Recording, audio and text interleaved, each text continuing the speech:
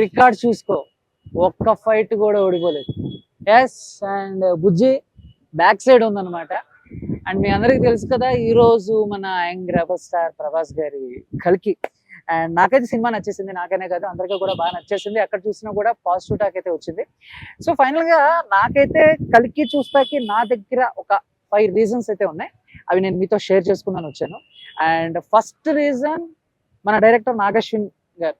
ఎందుకంటే ఎవడే సుబ్రహ్మణ్యం అండ్ మహానటి లాంటి ఒక ప్రయోగాత్మక సినిమా చేసిన తర్వాత అసలు కల్కి ఏంటి, నాగశ్విన్ గారు కల్కి ఎలా తీయబోతున్నారు, ఏం చూపించబోతున్నారు, అసలు ప్రభాస్ గారిని ఎలా డీల్ చేయబోతున్నారు, రకరకాల క్వశ్చన్స్ అయితే నాకు ఉన్నాయండి. అండ్ ట్రైలర్ కట్ చేసిన తర్వాత చాలా మంది చాలా అంటే మొత్తం ఒక ప్యాక్ పిక్చర్ చేసింది అందరికి, అసలు ఏంటి ఏం చేయబోతున్నారు అని చెప్పేసి. ఆ ఇంట్రెస్ట్ తోనే నేను ఫస్ట్ రీజన్ సినిమా రావడానికి one of the main reason అదనమాట నాగశ్విన్ గారు.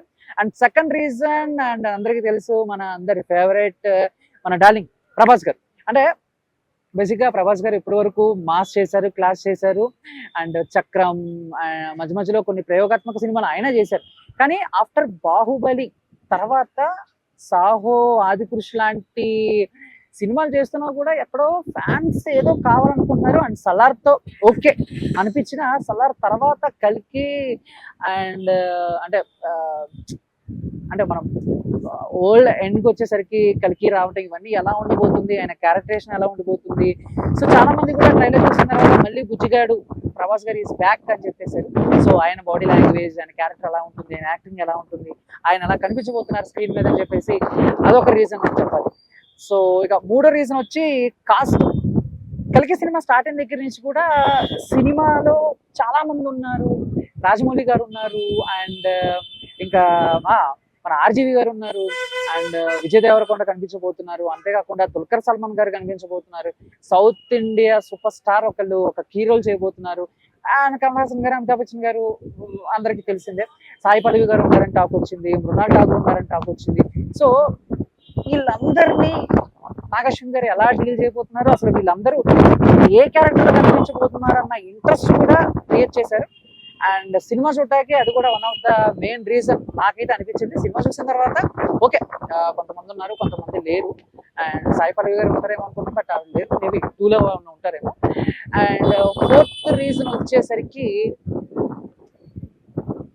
కల్కి ట్రైలర్ కట్ నాకు బాగా నచ్చింది. ఎందుకంటే కల్కి చాలా మంది ప్రభాస్ గారేమో అనుకున్నారు, కానీ ట్రైలర్ చూసిన తర్వాత ఆయన పేరు భైరవుడు, కల్కి వేరే మన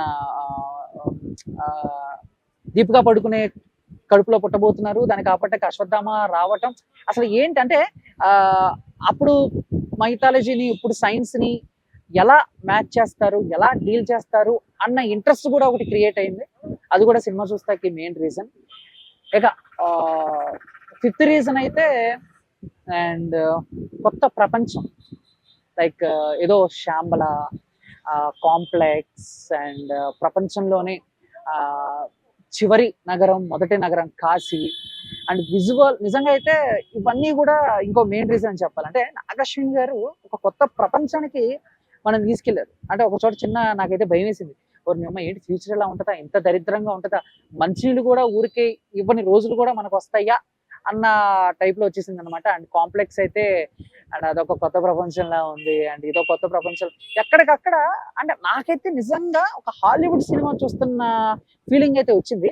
సో బేసిక్ గా మన తెలుగు సినిమాలు ఎంతసేపు హీరో ప్రతి ఫ్రేమ్ లో కనిపించాలి ఈ టైప్ కాకుండా ఒక క్యారెక్టర్, నిజంగా ఈ సినిమాలో హీరో ప్రభాస్ గారు కాదు, ఆయన ఒక క్యారెక్టర్, ఆ క్యారెక్టర్ గా నిజంగా న్యాయం చేశారు.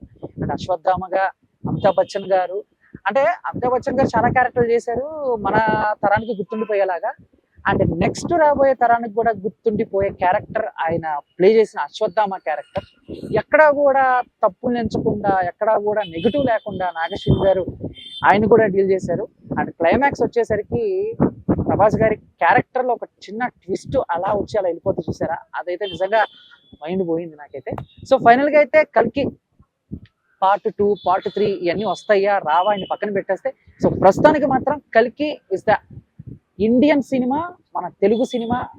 అండ్ ప్రభాస్ గారి కాదు, ప్రతి ఒక్క అభిమాని కూడా చూసి నచ్చి మెచ్చుకునే సినిమాని మాత్రం నేను చెప్తాను.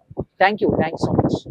సో కల్కి ప్రభాస్ గారిని, అమితాబ్ బచ్చన్ గారిని, కమల్ హాసన్ గారిని, దీపికా పడుకునేని అండ్ ఆర్జీవి గారిని, రాజమౌళి గారిని, దుర్గా సల్మాన్ని అండ్ విజయ్ దేవరకొండని, మృణాల్ ఠాగూర్ని, రాజేంద్ర ప్రసాద్ గారిని, సో మొత్తం మీద ఈ కాస్ట్ మొత్తాన్ని చూడాలనుకుంటే సో తప్పకుండా మీరు అందరూ చేయాల్సిన మొట్టమొదటి పని ఏమన్నా ఉందే అంటే ఖచ్చితంగా కల్కి సినిమా చూడాలి.